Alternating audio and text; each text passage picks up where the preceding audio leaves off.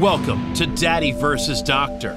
Here are your hosts, pediatrician Dr. Scott Cohen and comedian Sebastian Maniscalco. We are here today with real estate developer Rick Caruso right here in Los Angeles. I've known Rick now for, I'd say, about 5 years and wanted to have you on the show and getting to know you and pick your brain about parenting, especially 4 kids. You have 4 beautiful kids. And I was talking to Dr. Cohen before you got here. And one of the questions that came up for you, since you're such a family man, was this something that before having kids, you told your wife, hey, I want to have family dinners, I want to have family vacations? Or is this something you realized as your career started to blossom, hey, let me pump the brakes and make time for family? I'm trying to figure out, for an individual as yourself who's so busy, how did you make the time? Because now your kids are older. I believe they're in their 20s, maybe some in their 30s. 32 to 23. Yeah. Was this a conscious decision you made prior to having kids? You know, for me, it was a natural decision because I grew up in a family of very traditional, like you, Italian family. So family dinners on Sunday night were just, part of the routine. And being together on on vacations were part of the routine. And when Tina and I were dating, her family was somewhat similar, and it just worked out. And we always talked about the fact family was going to be first, and we'd figure out how to get everything else done in our lives around that. Yeah, it's something I'm struggling with now. How much work is too much work? How much do you need? And I want to be here for the kids, but I also want to provide for them. So, it's also hard to get the kids as they get older to buy into that, right? As they become teenagers, they want to be with their friends, and they have so many activities, sports, dance, music. Spending that time and having that routine, I think, is so important.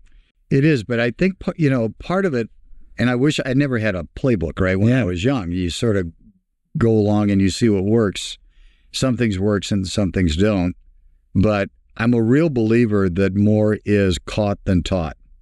And when kids are young, they know if you're there. They look over the shoulder and you're in the audience, or you're in the stands, or you're driving them to school. I just had, some basic rules. It was faith, family, and community, everything organized around that.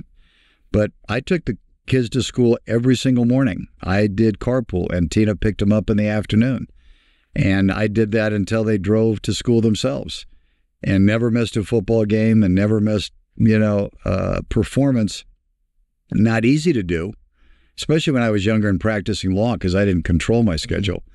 But I think they recognize that. So when they get older, then they say to themselves, you know what? They have a commitment to us, and it sort of works. But I think there's a whole bunch of things that you have to organize around it. You got to also make being with you fun. And enjoyable, and still have boundaries and rules, right? And that's always the delicate balance. Yeah. Presence more than presence.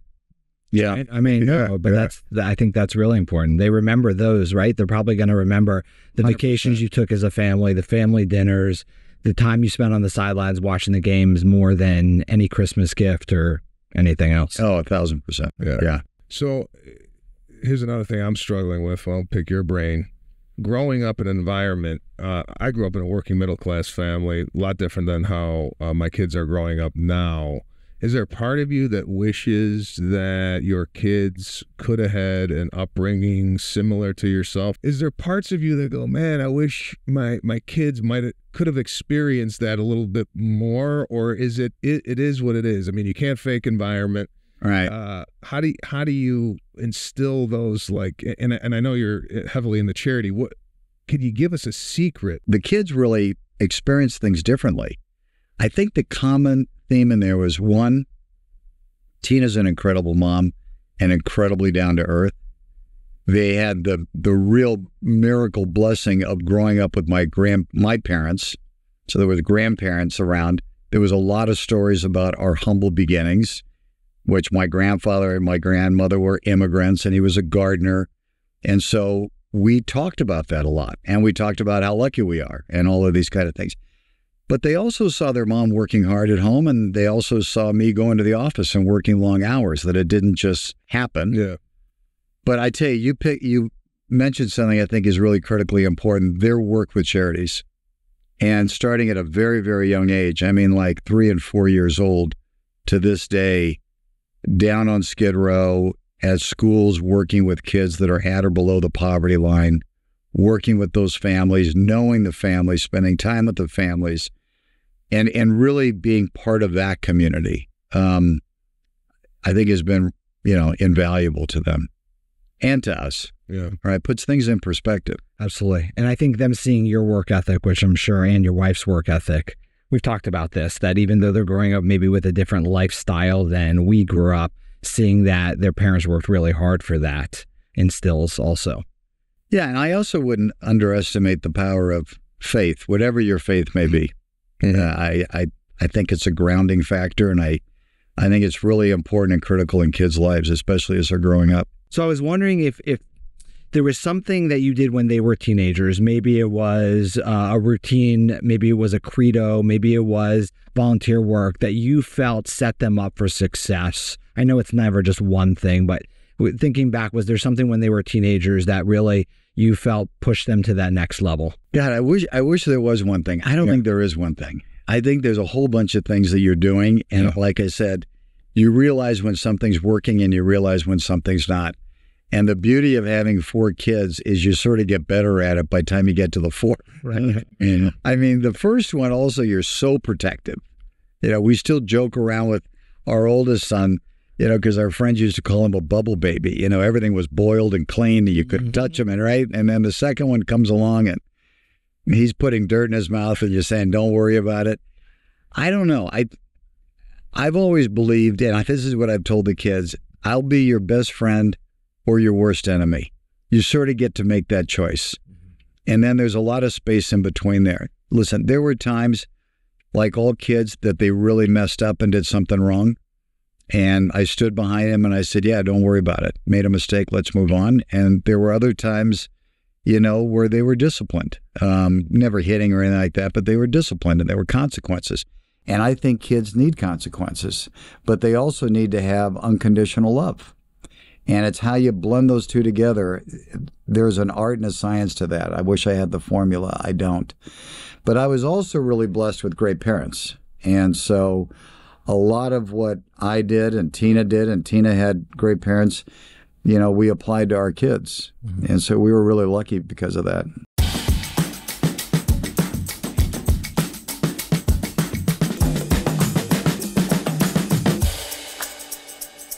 Your kids, do they feel a pressure at all to, and I don't know how the hell we define success nowadays. I mean, a lot of people say as long as you're happy or what have you, but when you have a very successful father, do you sense that the kids want to out-success you, or is there like a, dad's really doing great, I gotta step it up a fucking notch? I think it's tough, Sebastian. We talk about that a lot because I don't want them to have that burden, and it's tough to just ignore it, and it's also tough for them to have their success and for people to give them their due credit for their own achievements, right? Versus saying, well, your dad or your mom helped you along on this. We all had help, right? We all stood on other shoulders to get to where we are today. And so we talk about that a lot. I always encourage them to just find your passion and go do it, whatever that may be. And don't worry about what anybody says. And don't worry about your monetary success. That comes naturally. But I think the worst thing would be that you live every day trying to make somebody else happy or live up to somebody else's expectations. And so we worked hard to diffuse that a lot. Was there any expectations of the kids taking over the family business? As a father, is that something that you would like, oh, that'd be nice to work with my son, work with my daughter? Hey, listen, it would be nice, but it's only nice if they want to do it. Yeah. And we've talked about that a lot. My oldest son is a lawyer and he's practicing law. I think he's gravitating to moving into the business. And that's great as long as that's something he wants to do. But at the same time, when he moves into the business, now he's got to earn his stripes, right? He's not coming in as the boss. He's got to come in and earn it over a period of years of what he's going to do. All of the kids are very, I would say, proud of the business, and they want to protect it. And so they're involved in their own ways. I actually just put them on the board. So they are the board of the company. And I did that because now they get an opportunity to learn the business, and they can find areas that they may be interested in to spend more time with it. But, you know, one son has a great career as a writer-director. The other son is in the music business. He's a songwriter and performer. My daughter has her own business in fashion. Those are their passions, and that's what they should be doing. See, that's interesting. Such a wide variety. Do you feel they were that way from the beginning? Like, could you tell that they were very different from the beginning, or did you feel that changed over time? All different. Yeah, exactly. We talk about that. The sort of nature versus nurture. It's like my girls are the same way they acted when they were 1 year old. It's unbelievable. It is unbelievable. And I don't think people change. Yeah. I think you sort of shape at the edges. You would know more of this than me. No, I totally agree with you. I think we shape a little bit, but... Yeah, when they get stamped out, I think that's who they are. And I think an important thing as a parent is let them be who they are. Right. You know, then they have that inner happiness and they go with it. Speaking of being who you are, did you have, other than your father, did you have like a mentor growing up, someone who kind of, because you go to your properties and you see like how beautiful manicured they are, and you mentioned that your father was a gardener, and I'm assuming that's why there's a lot of floral arrangements in your properties. Where did that all come from? Is that your dad? Where did this whole, like, you walk into an outdoor mall and everything, I mean, it feels like you could eat off the floor. There's people it's like you know, the service, you know, even at your hotel, it's just seems like it's very dialed in. And I was wondering, and you seem to be like, the way you present yourself is very dialed in. Did this come from someone? Did you have someone in your life you're like, this guy's amazing, I'm gonna Yeah. Well, you know, I don't know. I think going back to the point, you sort of you get put together, right, with your DNA, and you are who you are. So my grandfather was the gardener. My dad was he was in the car business, but he was always meticulously dressed. And so I grew up with that, and he was clearly my best friend and somebody that I really looked up to and admired in business. And especially a guy who took a big fall and lost everything and had to come back. And watching him do that, and sort of the shame of that he felt as an Italian, you know, this letting his family down who immigrated here, all of that. But I really admired him. In terms of things being sort of always in order, that's just the way I am. And what fuels me is watching people enjoy life. And so when I look at things, I say, what can we do to have somebody have a great experience on our properties? What can we do to bring joy? What business are we in? And the business that we're in is not the hotel business or the retail business or anything else. We're in the business of providing enjoyment. And it sounds so darn corny, but that's what we talk about every day in our office. But that also gives us huge permission to do things, right? If I'm in the business of creating enjoyment, that means I get to build a trolley at one of our centers and let kids and families ride around. If I was in the shopping center business, I'd never build a trolley because it doesn't line up with a shopping center, right? And so we do all of these things, and I think that's our secret sauce, quite frankly. But it fuels me. And so that's why I enjoy doing it. That's a great perspective. Well, no, that seems to be working. Yeah. Well, let's hope I think we all need a trolley. Let's hope it keeps working.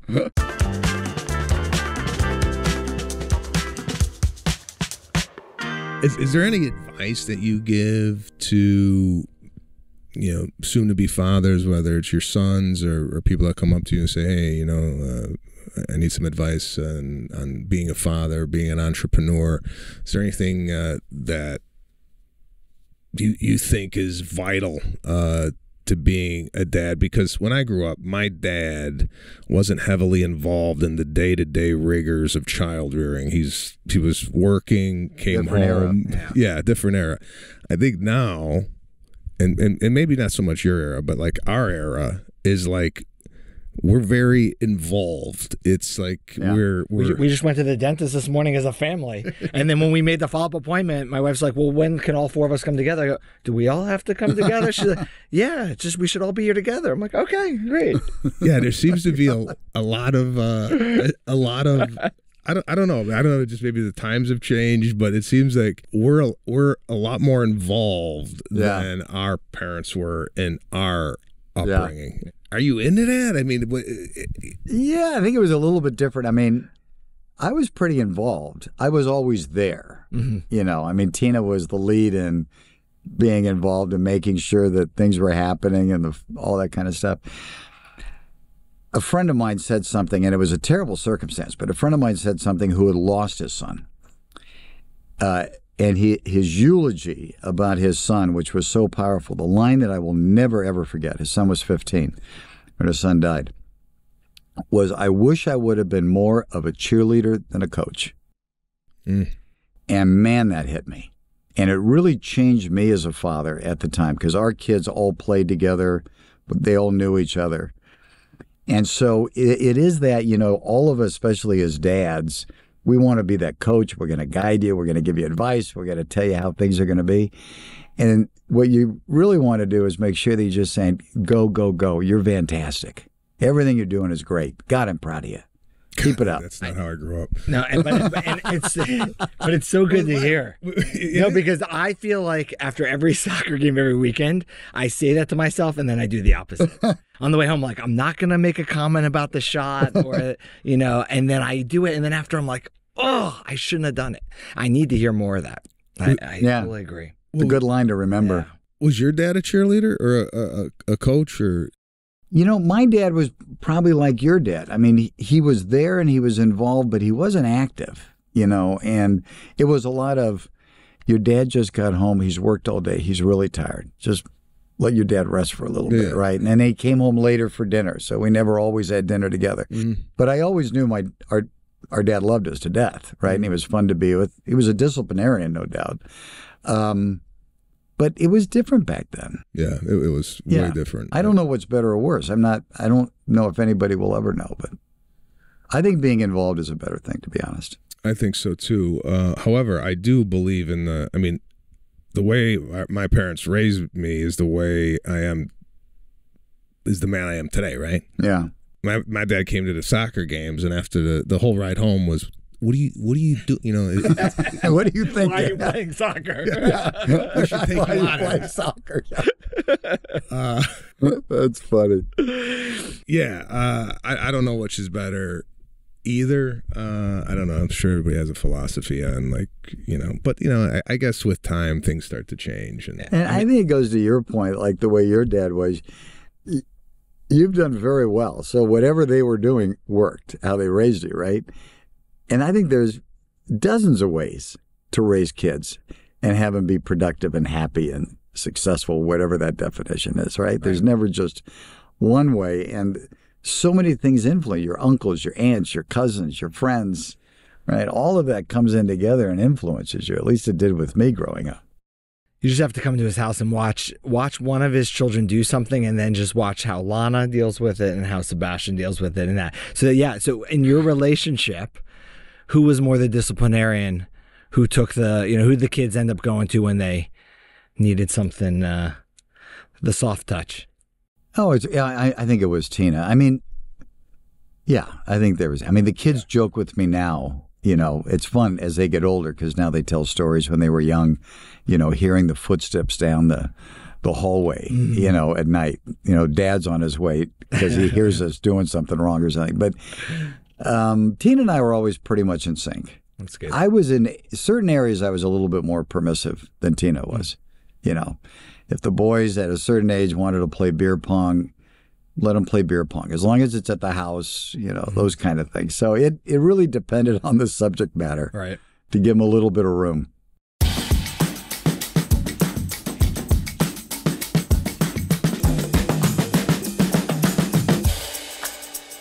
talking about finances and being financially, successful. How do you share those responsibilities with your kids? Was there allowance growing up? Was there, hey, you do this, you get that? Did they work at a young age? I'm trying to instill allowances here, like make your bed, clean your dishes, you get $1. I'm trying. My worry in life is my kids are going to just think Amazon's going to bring it. You know what I'm saying? They don't. My wife thinks that. What are you talking about? I don't think they will. It's just like yesterday, the kids wanted to stay an extra night, right? And I said, well, no, we can't stay an extra night because, Daddy and Mommy have to work. Or I've used this. We don't have enough. We don't have enough money for another night, right? Now, I don't know if that is right or wrong when they see.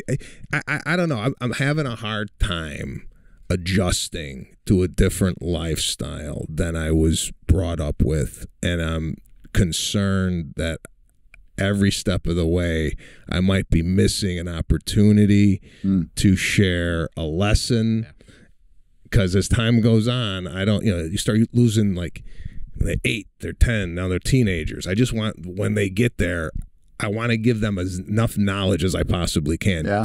Have you thought that during the course of being a parent? Yeah, absolutely. I think you have to be really intentional about that. Yeah, it's my biggest fear. I don't know about you, but I mean, No, it's hard because you want to give them everything and at the same time understand the concept of, finance and economics. And sometimes it's not always, the answer is not always yes. And it's not because I don't love you or you don't deserve it. It's just we can't do it right now. Listen, I think what's really important is the answer a lot of times has to be no. Yeah. Yeah. It's just, you have to get no in life and move on and still be happy. Yeah. Otherwise, I think we've all seen it with kids that have only heard yes. They're pretty miserable human beings. Yeah. Without the tantrum. Yeah. And my example of this is when my father took me to see the Chicago Bulls when I was 15. We sat third balcony, obstructed view, right? There was a pole right in front of me. So I had to do this. Couldn't see the real game, but I was just happy to be there, right? Right, sure. Now, you get an opportunity to sit front row. For me, I got like a perspective of, oh yeah, we used to be up there, but now we're down here. And my fear is, with success, you want to enjoy the fruits of your labor. Of course. So you don't necessarily want to take your kid and sit in the third balcony. But how do you give them a perspective of, if they're always in the front row, what's the lesson here? Like, is it the charity? Is it the philanthropy? Like, hey, people don't have enough, and we've seen that side of life, but we're going to enjoy our life. I don't know. That's another thing I wrestle with. I mean, yeah, it's a fair question. Listen, when our kids grew up, I couldn't always afford the front row, so they didn't always get the front row. And I think it's important not to be in the front row a lot. And then there's an age when, listen, Dad and Mom have worked really hard, so we get to go do this. I still think the charity side is really important. And I think the other thing is, the friends that they have become really important and more important over time. The school they're at, the core values of the school they're at, because they're at school hearing a lot more than they're at home hearing. Yeah.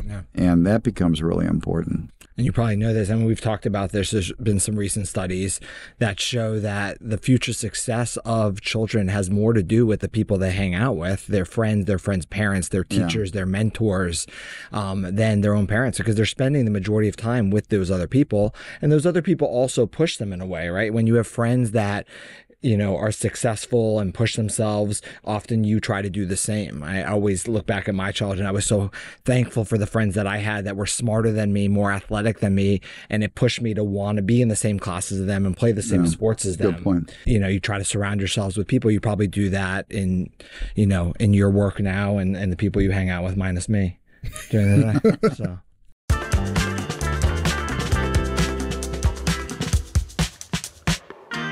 I saw you this week at the hotel, and I know you're a big dog guy, and I don't have a dog, but how important is having an animal around the house for kids? We struggle with this. I didn't grow up with dogs, nothing.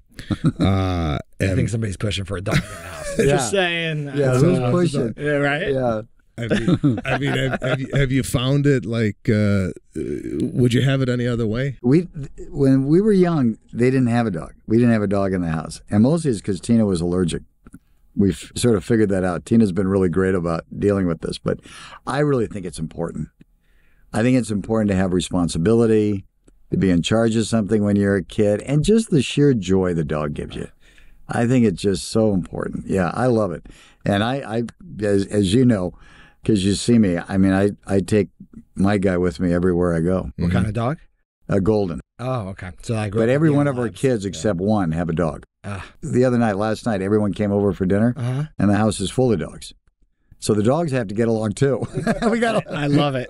We got a lot of managing to do. But dog people in LA are very different because I'm from back east. You know, back east you had your dog, but they were in the backyard in the house. They didn't come to like restaurants and stores with you like they do here. Yeah, the dogs go everywhere. Yeah, all right. Yeah. So you're getting one? I don't know, man. It's I'd like to have one. I mean, you should. I mean, I like I said, I never. I had a bird growing up. Yeah. 2 birds, Pasquale and Charlie. Pasquale was belly up on the bottom of the bird cage when I came down classic. For morning breakfast, and I thought he was sleeping.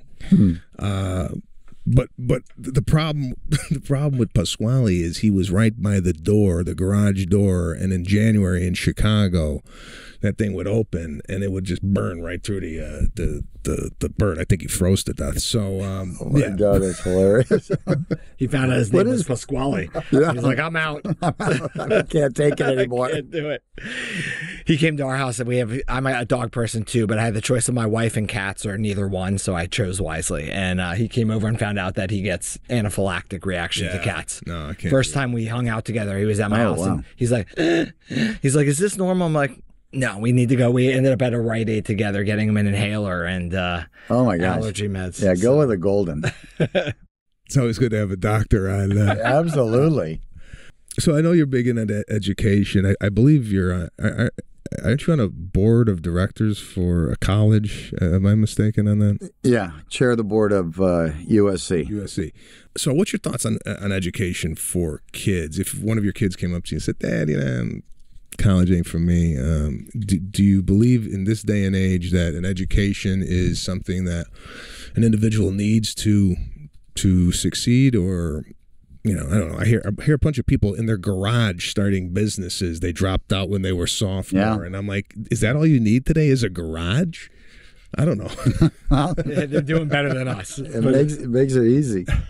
I'm a big believer in education. I think education equals opportunity, and what I always tell the kids, one of the number one things you want to have choices in life, and 99.9% of the world every day wakes up without a choice, and an education gives you the opportunity to choose what you can do, including choosing just giving back your time to charity, or including choosing sitting on the beach and making pottery, whatever that is. But an education, I think, gives you that.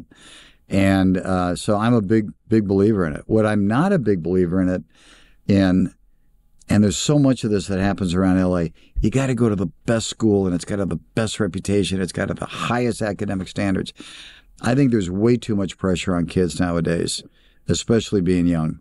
And I think a lot of these schools have just gone over the top with the pressure and the amount of work and the demand to be in the top of your class to get into the best college.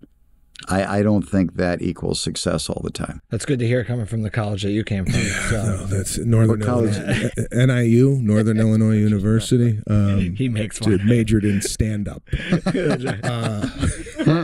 One of one. It worked. By the way, it worked. Highly successful there. It worked. They have a whole class now.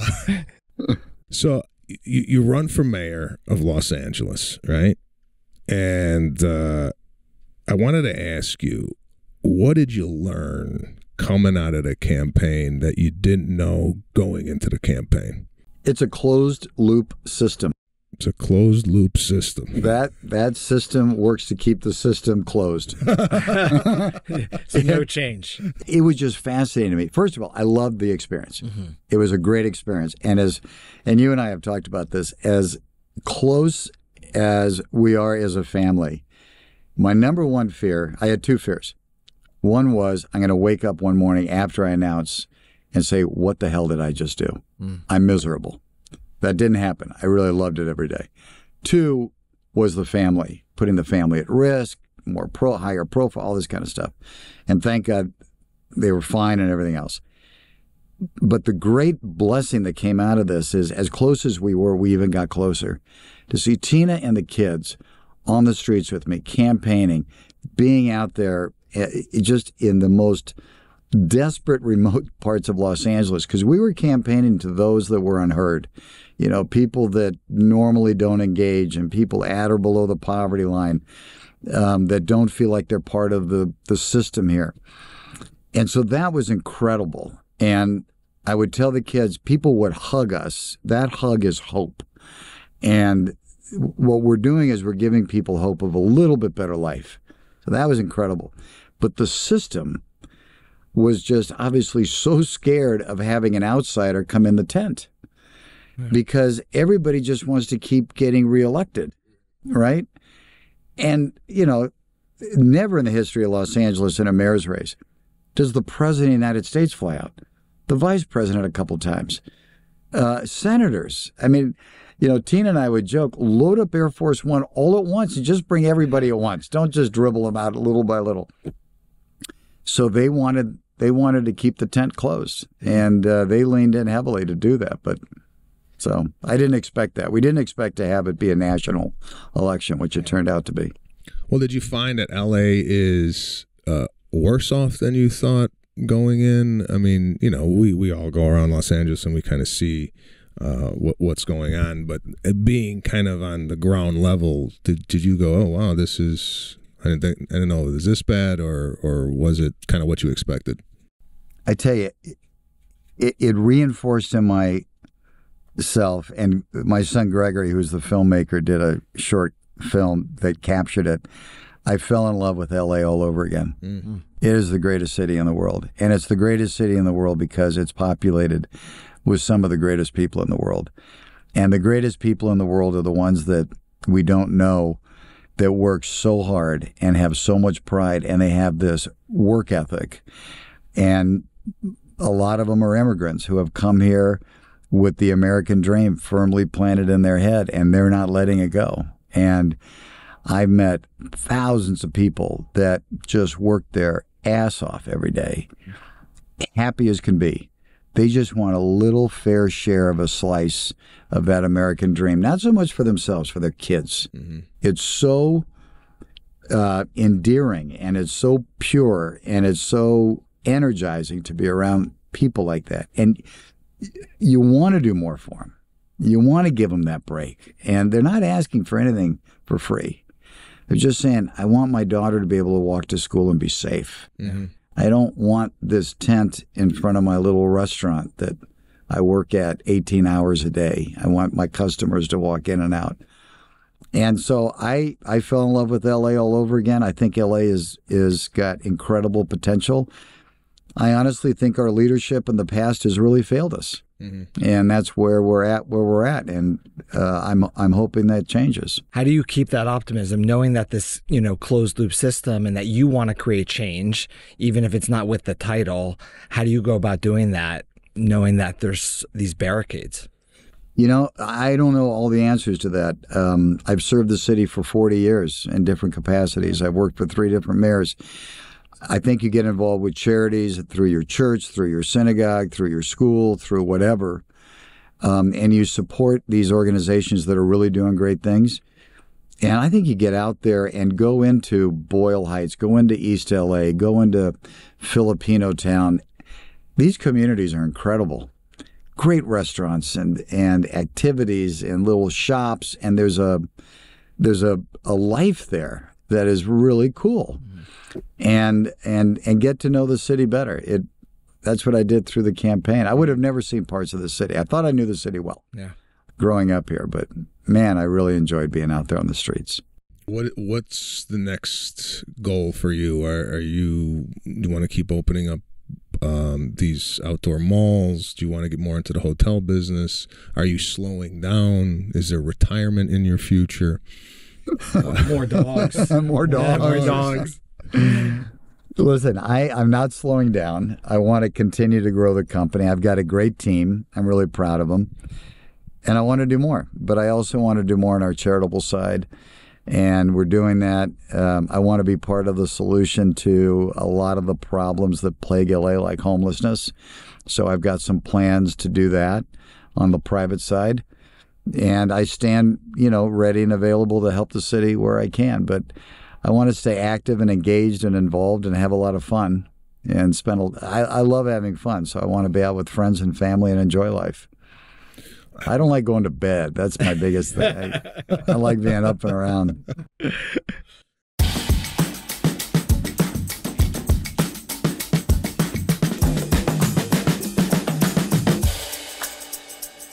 When the Grove first opened up, and this is how I wanted to meet him. It was 2004-ish that opened up? Yeah. We opened the Grove opened up 20 years ago, 22 years ago now. Yeah. So I went like, hey, this is unbelievable. The fountain, the whole thing. I'm like, I got to get involved. I wanted to become the Grove guy. Yeah. I don't know what that means exactly. I think it's a guy. That sounds like a great title for you. You put me on a billboard and you go Grove guy. And I'm like, we could still do that. I don't think I can afford you, but we could try it. No, the Grove saved my father because, like, when I was alone with the kids, you're always looking for things to do. So I know, I'm going to hit the Grove and we're going to walk around for a couple hours. That got me to nap time, and then you're going to have lunch, and it got me to when my wife could help, come home and help me out because she was working. So that's perfect. We're perfect. I know. Well, it's not. I haven't really seen a concept like it across the United States. I've been all over the United States. Yeah, there's outdoor malls, but they're not quite as sophisticated as this. Has anybody come to you and say, "Hey, man, I want to open up one of these in Florida," or have you thought, "Hey, I want to take this, nationwide," or is this just kind of California is your deal? Yeah, we're looking now outside of California. Because I'll plan a trip around it. Okay. I'm just wondering. My guess is you're not the first one that's proposed a business idea. Let's go do it together. Well, come on. We'll go down to Florida or somewhere and build a mall together. The Grove guy. Well, I do like hospitality, and that's kind of where my interests lie as far as maybe doing something down the road of You should do it. Being at your hotel, I always get inspired by, oh, this is cool. I like how this goes. Then I like is another hotel or something along the lines of being a hotelier? Mm-hmm. Is that something? Well said. I have trouble with that word. Glad you said it, not me. It's the biggest word you've ever said on this podcast. Yeah, I definitely want to do more hotels, principally resorts. I like the resort business. Mm-hmm. Yeah. I mean, it's a lot of fun. It's a tough business. You got to have really good, smart people doing it. But I tell you, one of the things that has happened to me, and maybe it's a trick to success, I don't know. But the hotel, for example, I'd never built a hotel. Had no idea what I was doing. My dad was still alive. He thought I was crazy. What the hell are you doing? You know nothing about the hotel business. I think there's a real great business model of getting into a business that you actually don't know the rules, because then you're not worried about breaking the rules and you can actually do new and innovative things. And that hotel, when we were designing it, I mean, so many people were saying, you can't do this. And I think that's the reason it's successful, is because it feels more like you're coming home than you're checking into a typical hotel.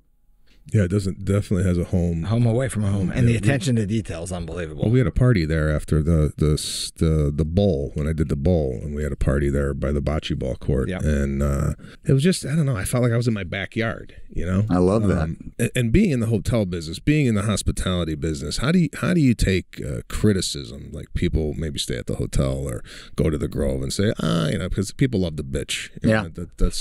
That's what they love to do. He left a couple notes last night, by the way. We know that about him. Yeah, he didn't write his name. He just wrote from the Grove guy. He does it in crayon on the walls. Exactly. I don't know. I feel like if someone watches me do comedy, or if someone goes to Dr. Cohen and has a gripe or what, I take it extremely personal. Like this is an attack on me or whatnot. Being a businessman, can you let that just okay? I think it really depends on who's complaining. Yeah. If it's my wife, it carries a lot of weight, and I love my wife dearly. And normally when she says something, and she's really honest about it, which really gets under my skin, she's right. Mm-hmm. And I really take notice. But no, listen, I think to be in the hotel business, you better love people. Mm-hmm. And which also means you got to take a lot of criticism. I let it go, but 9 out of 10 times people are right. And same on the retail properties at the Grove, the Americana, the Palisades.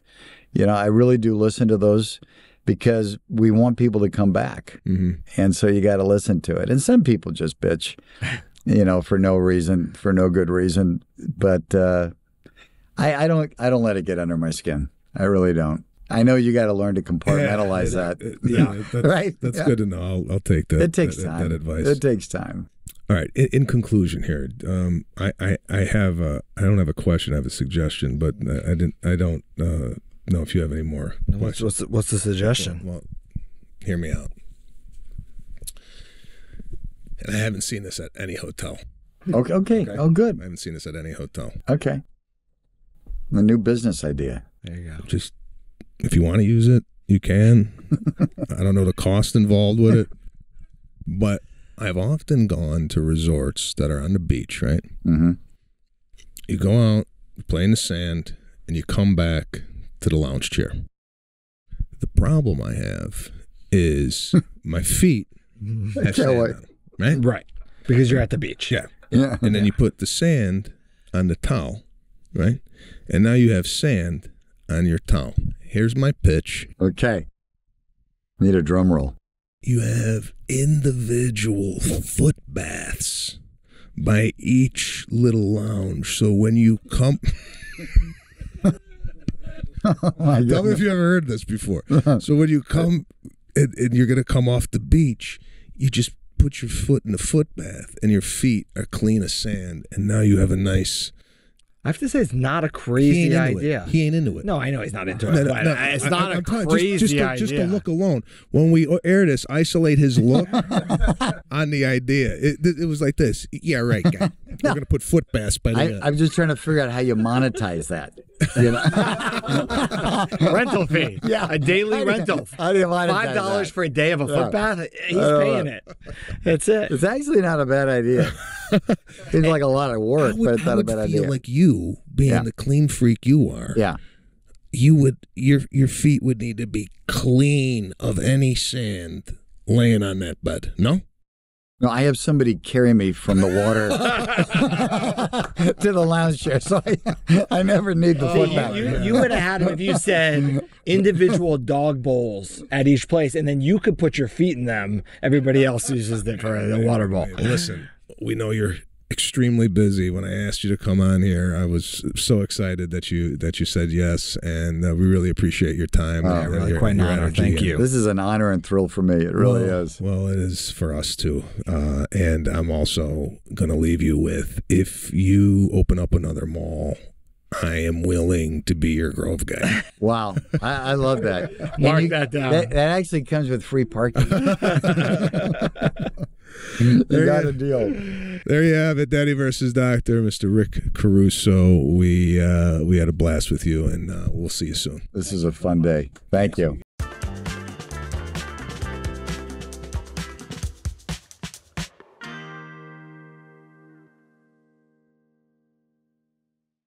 The opinions expressed in this program are not intended as professional medical advice, as a diagnosis, as a treatment protocol, or as a substitute for professional medical advice from your physician. Please consider your own medical history and consult with your own physician for your specific healthcare and/or medical needs, and about your concerns for yourself and your family.